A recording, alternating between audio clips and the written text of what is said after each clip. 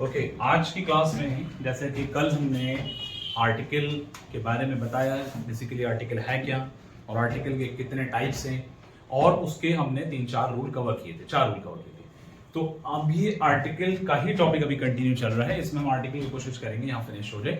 तो यहाँ जो है ये जो टॉपिक हम पढ़ा रहे हैं ये आपका बीए, बीएएफएल, बीए एलएलबी और आपका कह सकते हैं बीएड और आपका बीए बीएड, ठीक है। ये इस सब लेवल पर यहाँ पर आर्टिकल के क्वेश्चन जो पूछे जाते हैं उस लेवल का कंसेप्ट क्लियर करके यहाँ पर पढ़ाया जा रहा है।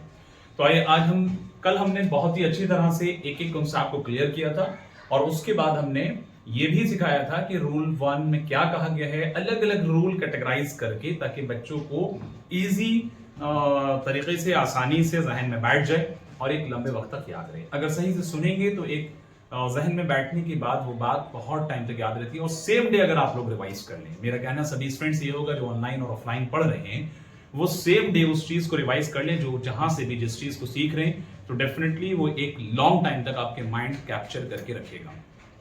तो आइए आज हम शुरू करते हैं रूल नंबर 5। रूल नंबर 5 के अंदर यहां पर कहा गया है यूज ए और an to mention the category और टाइप अ पर्सन और थिंग। किसी भी इंसान, किसी भी चीज, किसी भी पर्सन का कोई कैटेगरी या टाइप जो आपका बताता हो, उस जगह पर हम ए और एन का यूज करेंगे।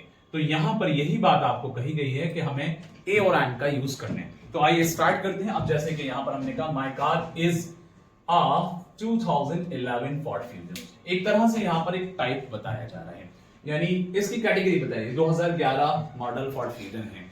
इसी तरह से हम बात कर रहे हैं यहां पर you can use your TV as यहां पर ये जो वर्ड है नहीं आएगा, बल्कि एज अ लैपटॉप मॉनिटर, क्योंकि टाइप के अकॉर्डिंग होते हैं। फिर हमने कहा यहां पर जैसे हम इस ये वर्ड लिखा हुआ है, हमने यहां पर कर दिया इकराम्स डॉटर, इसको कट कर देते हैं, ठीक है। यहां हमने इसकी जगह कर दिया इकराम्स डॉटर इज एन इंटेलिजेंट, क्योंकि ये भी इस इनकी बेटी की बता रहा है कि वो कैसी है, समझदार है, इंटेलिजेंट है, तो जाहिर है एन इसमें लगा क्योंकि वॉवल साउंड, क्लियर। इसी तरह से यहां आपके सामने I would like to become a member of your library, a member of your library लिखा है, तो मैं इसको कट करके सेंटेंस चेंज कर रहा हूं। I would like to become a member of your, कह सकते हैं ऑफ योर ऑर्गेनाइजेशन, ठीक है बच्चों। तो यहां आपको समझ में आना है कि ये आपका ए इसलिए लगा क्योंकि ये बता रहे हैं कि मेंबर बनना चाहूंगा। नेक्स्ट आएगा I am a teacher, simple सा है, ये भी एक टाइप या कैटेगरी बता रहा है। नेक्स्ट आएगा he work as cashier for 2 years as a cashier. तो जहां कहीं भी सब जगह पर टाइप या कैटेगरी को बताया गया, तो जहां कहीं भी आपके सामने वोवेल साउंड था तो हमने एन लगाया, और जहां कहीं भी कॉन्सोनेंट साउंड था तो हमने ए का यूज किया। क्लियर है बच्चों सबका? जितने बच्चे बैठे सबका क्लियर है? जो लोग यहां देख रहे हैं तो उनका भी उम्मीद है क्लियर हो रहा होगा।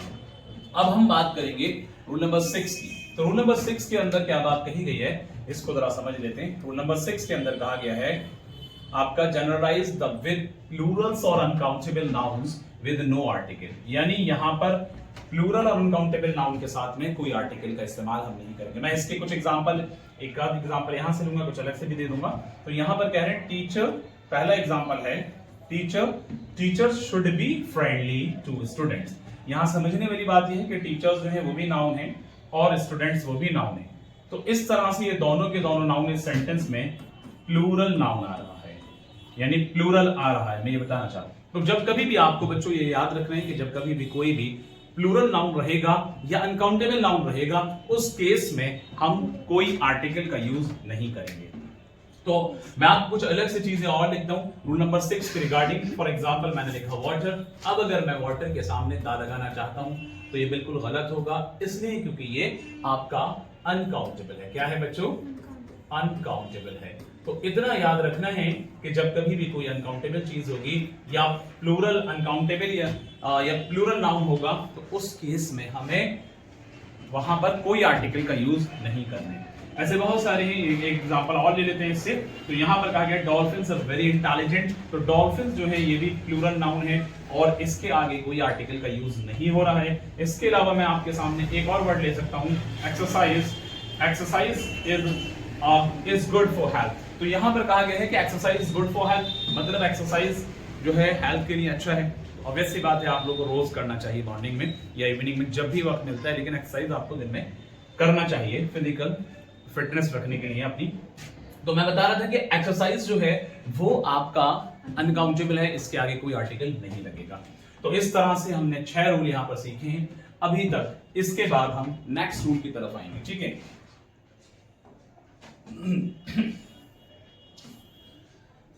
रूल नंबर 7 के अंदर भी आपको, हालांकि कुछ ऐसी सिचुएशंस हैं जो आपको यहां पर इन सिचुएशंस को याद रखना है, लेकिन मैं आपको अलग से इसको सिखाऊंगा। बेसिकली रूल नंबर 7 को मैं कंसीडर करूंगा वहां पर दा की यूज में, ठीक है। उसके बाद जितनी भी कंडीशन यहां पर मैंने अलग से लिखकर रखी थी वो मैं आपको बताता हूं अभी। यानी अब हम जो यूज करने वाले हैं वो रूल नंबर 7 रहेगा। यानी यहां हम क्या, कौन सा रूल पढ़ रहे हैं? रूल 7, ठीक है बच्चों।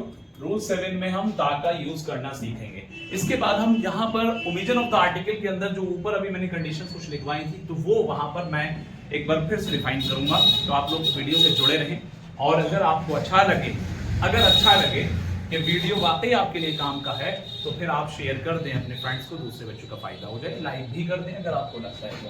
यूज ऑफ दा, तो इसके अंदर यहाँ पर फर्स्ट रूल है, दा is used before the names of reverse, canals, seas, oceans, gulfs, bays, ranges of mountains। ध्यान देने की जरूरत है इस पॉइंट पर, जो मैं यहाँ पर इसको होल में रखूंगा, ranges of mountains, और इसी तरह से groups of islands, ये ग्रुप में रहेगा।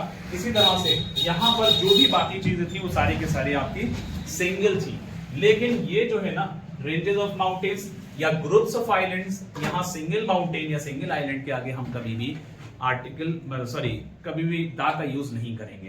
तो यहां मैं बता रहा हूं, एग्जांपल देख सकते हैं, the Ganga, the Indian Ocean, the Arabian Sea, the Gulf of Mexico, the Bay of Bengal, the Himalayas. जरा इस पर ध्यान दीजिएगा, मैंने डबल मार्क किए। हिमालयस बेसिकली पूरा ग्रुप है, ये क्या है? पूरा ग्रुप है, रेंज है, तो इस वजह से इसके आगे दा का यूज हुआ है। अंडमान एंड निकोबार, ऐसे करके आप लिख लें, अंडमान एंड निकोबार, ये भी आपका कहीं ना कहीं पूरा ग्रुप है, इसके आगे दा का इस्तेमाल इसीलिए किया गया है क्योंकि यहाँ पर ये पूरा ग्रुप है। आइलैंड और माउंटेन में दा लगाते समय ये देखना है कि वो ग्रुप में है या नहीं। अगर सिंगल आइलैंड या सिंगल माउंटेन होगा तो वहां पर दा का इस्तेमाल नहीं किया जाएगा। यहां पर मैंने एक नोट बनाया, that is not used before the names of single island and single mountain as Ceylon। Ceylon आपका सिंगल आइलैंड है और माउंट एवरेस्ट भी आपका सिंगल माउंटेन है। तो यहां पर समझ में आता है सीधा सीधा कि सिंगल आइलैंड या सिंगल माउंटेन के आगे हम दा का यूज नहीं करेंगे, लेकिन अगर वो ग्रुप में होगा तब किया जाएगा, अगर वो रेंजेस में होगा तब किया जाएगा। तो यहां हमने यही सीखा पहले पॉइंट में, लेकिन रिवर रहेगा, कैनाल रहेगा, सीज रहेगा, इनके लिए कोई ग्रुप की जरूरत नहीं है। यहां पर सिंगल ही होने पर आप दा का यूज कर लेंगे। बात क्लियर है? पहला पॉइंट नंबर 7 का। इसका सेकंड पॉइंट है, दा is used before the names of only descriptive state, only descriptive countries. मैं यहां बता रहा था कि दा का यूज जो है वो सिर्फ डिस्क्रिप्टिव स्टेट के साथ रहेगा और डिस्क्रिप्टिव कंट्रीज के साथ रहेगा। तो सवाल ये आता है जहन में बच्चों के कि यहां जो है स्टेट क्या है डिस्क्रिप्टिव वाली और कंट्रीज क्या है डिस्क्रिप्टिव वाली, ये बात जरा जहन में रखेंगे। मैं आपको बता देता हूं कि डिस्क्रिप्टिव का मतलब है कि डिस्क्राइब एनीथिंग। डिस्क्रिप्टिव का मतलब है describe anything in an interesting way,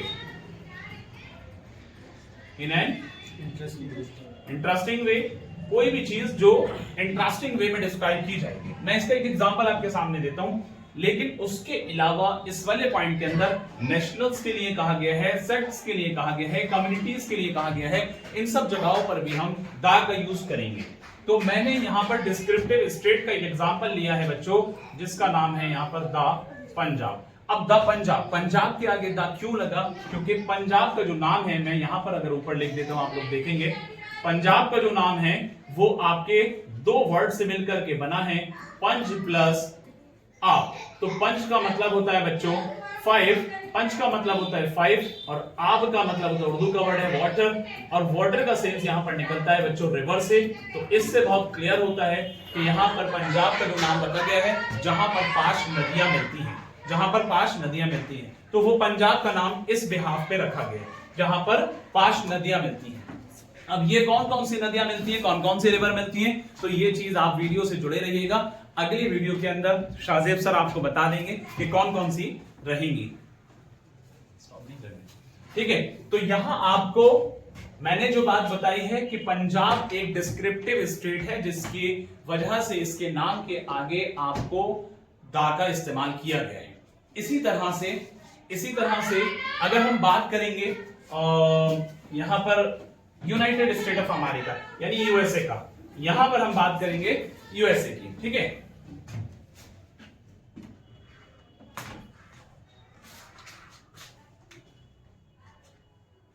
okay, मैं बता रहा था कि डिस्क्रिप्टिव स्टेट क्या है, डिस्क्रिप्टिव कंट्री क्या है। जैसे मैंने आपको बताया कि डिस्क्रिप्टिव का मीनिंग है describe anything in an interesting way.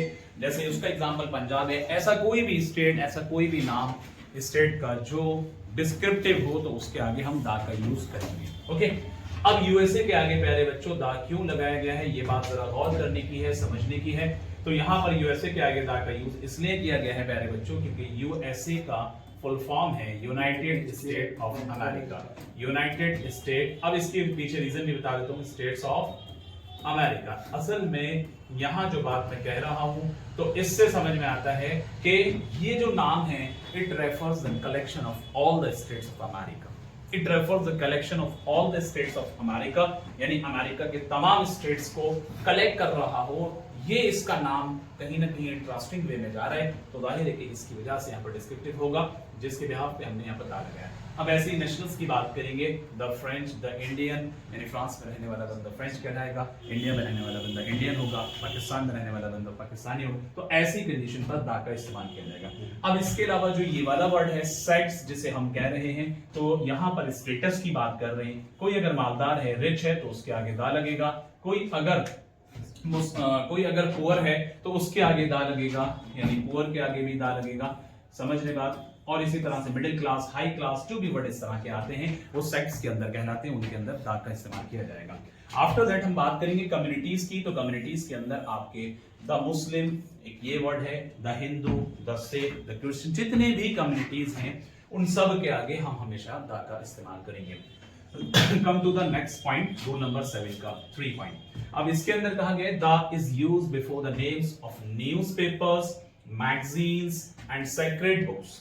तो मैं आपको यहां बता रहा था कि न्यूज़पेपर्स, कोई भी न्यूज़पेपर होगा जनरली उसके आगे हम दा का यूज करने वाले हैं। तो इसके अंदर द टाइम्स ऑफ इंडिया, ये बड़ा ही फेमस न्यूज़पेपर है, सब जानते हैं। टाइम्स ऑफ इंडिया के आगे हमने क्या लगाया, दा लगाया। ऐसे ही कंपटीशन मास्टर, ये आपका एक नॉवल है, इसके आगे भी हमने दा का इस्तेमाल किया। ऐसे ही गीता, गीता जो है एक सेक्रेड बुक है, इसके आगे भी हमने दा का यूज किया। ऐसे ही कुरान, कुरान एक सेक्रेड बुक है, सेक्रेड का मतलब होता है होली बुक, सेक्रेड का मतलब होता है बच्चों होली बुक। जब कभी भी होली बुक रहेगी या न्यूज़पेपर रहेगा, मैगजीन्स रहेगा, तो हमेशा आप वहां पर दा का इस्तेमाल करेंगे। इतनी बात क्लियर। आगे बढ़ते हैं। दा is use before the names of planets और हेवनली बॉडीज, यानी कोई भी प्लैनेट्स रहेगा, कोई भी हेवनली बॉडीज रहेगी, उनके आगे भी हम दा का यूज करेंगे। प्लैनेट्स या हेवनली बॉडीज मैंने और लगाया है, ध्यान दीजिएगा।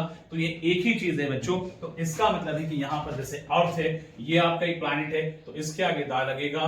वर्ल्ड, मून, ये सब जो है, यहाँ आपके सन, ये सब जो है आपके, इन सब के आगे दा का यूज किया जाएगा। बात समझ में आ रही है सबके? तो इस तरह से कोई भी प्लैनेट या कोई भी हेवनली बॉडीज अगर आपका रहेगा तो वहां पर उसके आगे दा का यूज करेंगे। क्लियर है? इतना सब बच्चों का क्लियर। आगे बढ़ते हैं, वीडियो कंटिन्यू है। वीडियो आपको जैसे ही आप यहाँ पर अपलोड करेंगे तो आप लोग देख लें। कल वाली वीडियो आपके ग्रुप में 3 बजे वो आ जाएगी, ठीक है, या आ चुकी होगी मेरे ख्याल से 2 बजे तक। और जो ऑनलाइन देख रहे हैं, अगर वो चैनल को सब्सक्राइब उन्होंने कर रखा है तो डेफिनेटली उनको नोटिफिकेशन मिलेगा, वो देख सकते हैं, ठीक है। ये जो हम बना रहे हैं ये आपका BA, BBA, BAFL, BA BEd, BA और आपका बीएलएलबी, इन सब प्रोग्राम के लिए ये सारे टॉपिक ये जो मैं पढ़ा रहा हूं सब के अंदर कवर हो रहा है ये। लेकिन हाँ ये अलग बात है कि वेटेज अलग अलग कोर्सेज में अलग अलग है इंग्लिश का, तो उससे कोई मसला नहीं है क्योंकि ये आपके सिलेबस का पार्ट है आर्टिकल, इसलिए इसको पढ़ाया जा रहा है, हर जगह पर है। यहां रूल नंबर 5 मतलब रूल नंबर 7 का 5 पॉइंट है हमारे पास, और इस पॉइंट के अंदर आपसे कहा गया है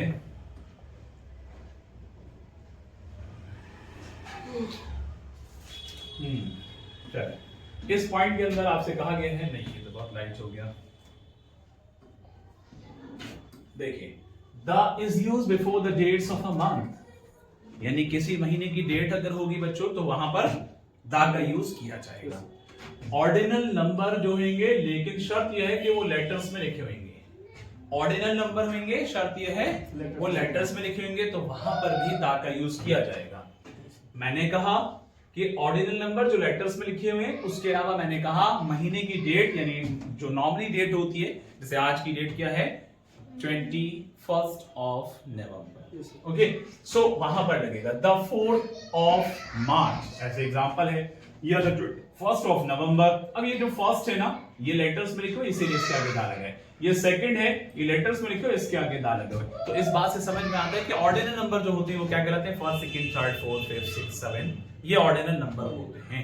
लेकिन इनके आगे हम दा लगा दें, मतलब ये अगर लेटर्स में लिखे हुए हैं तो वहां पर इसके आगे दा लगाया जाएगा। इतनी बात क्लियर। इसके आगे फर्दर आगे बढ़ते हैं, next point question number sorry rule number 6 का नेक्स्ट पॉइंट है 7 का sorry, the is used before the names of musical instruments, names of historical buildings and names of historical events as. अब यहां पर कहा गया है कि दा का यूज जो है वो आपका म्यूजिकल इंस्ट्रूमेंट के साथ में, या हिस्टोरिकल बिल्डिंग्स के साथ में, या हिस्टोरिकल इवेंट्स के साथ में, वहां पर दा का यूज किया जाएगा। तो हारमोनियम के आगे इसीलिए दा लगाया गया क्योंकि म्यूजिकल इंस्ट्रूमेंट है, तबले के आगे इसीलिए दा लगाया गया म्यूजिकल इंस्ट्रूमेंट है, ताजमहल जो है हिस्टोरिकल बिल्डिंग के अंदर आ जाएगा इसलिए लग रहा है, रेड फोर्ट हिस्टोरिकल बिल्डिंग के अंदर आ जाएगा। ऐसे ही द फ्रेंच रिवॉल्यूशन ये भी आपका हिस्टोरिकल इवेंट में आता है इसलिए इसके आगे हम दा का यूज कर रहे हैं। बात समझ में आ गई। तो हिस्टोरिकल इवेंट बहुत सारे हो सकते हैं, फ्रेंच रेवोल्यूशन है, ग्रीन रेवोल्यूशन है, दांडी मार्च है, उसके अलावा रेशमी रुमाल है, अलीगढ़ मूवमेंट है, बेहिसाब हिस्टोरिकल इवेंट हैं। तो वहां पर जो भी कोई रहेगा आप वहां पर दा का यूज करेंगे। कोई भी हिस्टोरिकल बिल्डिंग होगा तो वहां पर दा का यूज करेंगे, कोई भी अगर म्यूजिकल इंस्ट्रूमेंट होगा तो वहां पर भी दा का यूज किया जाएगा। नेक्स्ट पॉइंट आता है the is used before the names of the parts of body। ध्यान दीजिएगा, in place of possessive adjective। मैंने पूरा इसको अंडरलाइन किया है इसलिए क्योंकि बच्चों यहां पर कहा गया है कि parts of body possessive adjective के केस में यूज किया जाता हो तो वहां पर आप दा का यूज करेंगे। मिसाल के तौर पे मैं यहां पर इस वर्ड को काट करके एक दूसरा वर्ड लिख देता हूं ताकि आप लोग के लिए समझने में आसान रहेगा। हेड्स लिख दे रहा हूं। अब यहां जरा समझना, मैं यहां पर बता रहा था जैसे मैंने लिखा हैंड। अब अगर प्यारे बच्चों मैं हैंड लिख रहा हूं और इसके आगे मैं दा लगा रहा हूं तो यह गलत होगा, इसलिए क्योंकि पार्ट्स ऑफ बॉडी एक सिंगुलर काउंटेबल नाउन है तो जिसकी वजह से singular countable noun rule number 1 में कहा गया ए एन लगेगा अकॉर्डिंग टू द साउंड। लेकिन यहां पर जो है पार्ट्स ऑफ बॉडी में कब लगता है, जब पॉजेसिव एडजेक्टिव का केस होगा, यानी अभी मैं समझाऊंगा। इसके अलावा जैसे मैंने कहा फिंगर, तो फिंगर अगर मैं कहता हूं तो तब भी मैंने सोचा कि दा लगा दूं, ये भी गलत होगा। लेकिन अगर मैं फिंगर्स कहता हूं तो वो प्लूरल फॉर्म में आ जाएगा तो वहां पर भी दा का इस्तेमाल नहीं होगा। समझाने का मतलब यहां पर यह है कि एग्जांपल आपके सामने है कि he hits on the head. अब उसने, यानी मैं कह रहा हूं he hits on the head, तो उसने मेरे सर पे मारा, उसने मेरे सर पे मारा। इस बात से साफ पता चल रहा है कि जब मैं अपने सर की बात कर रहा हूं यानी पार्ट्स ऑफ बॉडी में पोजीशन की बात कर रहा हूं तो उस जगह पर दा का यूज किया जाएगा। बात क्लियर हो गई। तो इस वजह से यहां पर he hits on the head, तो इसीलिए हेड से पहले दा का यूज किया गया है। इतनी बात क्लियर है, सबका क्लियर है? ओके, यहां तक सभी का क्लियर है बच्चों इस पॉइंट तक। अब आगे बोल रहे हैं नेक्स्ट पॉइंट है रूल नंबर 7 का। रूल नंबर 7 का नेक्स्ट पॉइंट है the is use before the names of directions, यानी कोई भी डायरेक्शंस के जो नेम रहेंगे उनके आगे द का यूज किया जाएगा। For example the east, the west, the north east, the north west, south, ये सब के आगे द का यूज किया जाएगा। नेक्स्ट पॉइंट आता है 9 नंबर, the is use before office, cinema, theatre, as he is at the office, यानी यहां पर ऑफिस से पहले द का यूज किया जा रहा है। I am going to the cinema and theatre, I am going to the cinema and theatre. तो इस बात से पता चल रहा है बच्चों कि सिनेमा या थिएटर या ऑफिस के आगे भी हम द का यूज करेंगे। नेक्स्ट पॉइंट आता है द इज यूज बिफोर, ध्यान दीजिएगा बड़ा इंपॉर्टेंट पॉइंट है, the is use before adjective of superlative degree. The is use before adjectives of superlative degree, यानी द का इस्तेमाल एडजेक्टिव की सुपरलेटिव डिग्री के साथ किया जाता है। तो इसके लिए मैं सब बच्चों को ये बता दूं कि एडजेक्टिव की सुपरलेटिव डिग्री क्या होती है, कंपैरेटिव डिग्री क्या होती है और पॉजिटिव डिग्री क्या होती है। तो यहां पर हम बात कर रहे हैं पॉजिटिव डिग्री। जब जनरली मैं कह रहा हूं, जैसे फॉर एग्जांपल मैंने कहा कि ये मेरे नियर में, करीब में बैठा है, मैं अगर कहता हूं ये मेरे और इनके करीब में है तो वहां पर नियरर हो जाएगा। मैं कहता हूं ये पूरी क्लास से सबसे ज्यादा करीब मेरे है तो नियरेस्ट हो जाएगा। यानी अक्सर हम पॉजिटिव जो है दो सिंगल बंदे के बारे में जनरल बात की जा रही है, लेकिन कंपैरेटिव में दो लोगों के बीच में एक बंदे की बात की जा रही है, और सुपरलेटिव में दो से ज्यादा लोगों के बीच में बात की जा रही है। और वहां पर कंपैरेटिव के अंदर ER लगता है और सुपरलेटिव के अंदर आपका अक्सर बेशतर EST या OST लगता है। तो यहां पर एग्जांपल देख लें, द मोस्ट ब्यूटीफुल फ्लावर, यानी यहां पर जो है मोस्ट इसलिए आएगा क्योंकि मोस्ट सुपरलेटिव डिग्री है एडजेक्टिव की और इसके आगे हमने द का इस्तेमाल किया। नेक्स्ट आता है this is the book, Umar कहां हो गए, फोकस करो, this is the best book of the year, यानी यहां पर बेस्ट है इसी वजह से यहां पर द लगा क्योंकि ये भी एडजेक्टिव की सुपरलेटिव डिग्री है जिसकी वजह से हमने यहां पर द का इस्तेमाल किया। तो अब तक हमने 10 पॉइंट्स कवर किए रूल नंबर 7 के। आगे बढ़ते हैं रूल नंबर 11 के अंदर, सॉरी रूल नंबर 7 का 11 पॉइंट है, उसमें कहा गया है the is used to point out a person और thing known already refer to. हालांकि ये वाला जो पॉइंट है एक रूल हम पहले डिस्कस कर चुके हैं, तो यहां पर कवर हो रहा है क्योंकि मैंने एक रूल में बताया था किसी भी चीज को या किसी भी पर्सन को ऑलरेडी आप नोन है, पहले से जानते हैं, तो उस जगह पर हम द का यूज करेंगे बच्चों। और अननोन अगर रहेगा, जैसे मैंने एग्जांपल दिया, my sister has 2 computers, a PC and a laptop। अगले सेंटेंस में मैंने कहा था कि the PC is quite old but the laptop is brand new। तो यहां पर PC और लैपटॉप दोनों के आगे हमने यूज किया था आ पहले क्योंकि वो अननोन था, फिर बाद में PC और लैपटॉप के साथ में हमने द का यूज किया इसलिए क्योंकि वो नोन हो गया था। इसी तरह से इसके अंदर भी एक पॉइंट द के रूल चल रहे हैं, तो एक पॉइंट ये भी रखा गया कि कोई भी नोन चीज होगी, नोन ऑलरेडी रेफर, तो इसका मतलब है कि यहां पर आप पहले से जानते हैं। आपने कहा this is the book, this is the book I wanted, यानी ये वो किताब है हाँ मुझे जो चाहिए थी। तो जाहिर है कि इस किताब के बारे में, इस बुक के बारे में, इस नोटबुक के बारे में पहले से जानते थे। इतना सबका क्लियर? स्क्रीनशॉट लेना है या फोटो लेना है वो आप कर सकते हैं। आफ्टर दैट आगे बढ़ते हैं। रूल नंबर यानी 7 का ये एक लास्ट पॉइंट है। आफ्टर दैट फिर हम यहां पर जो है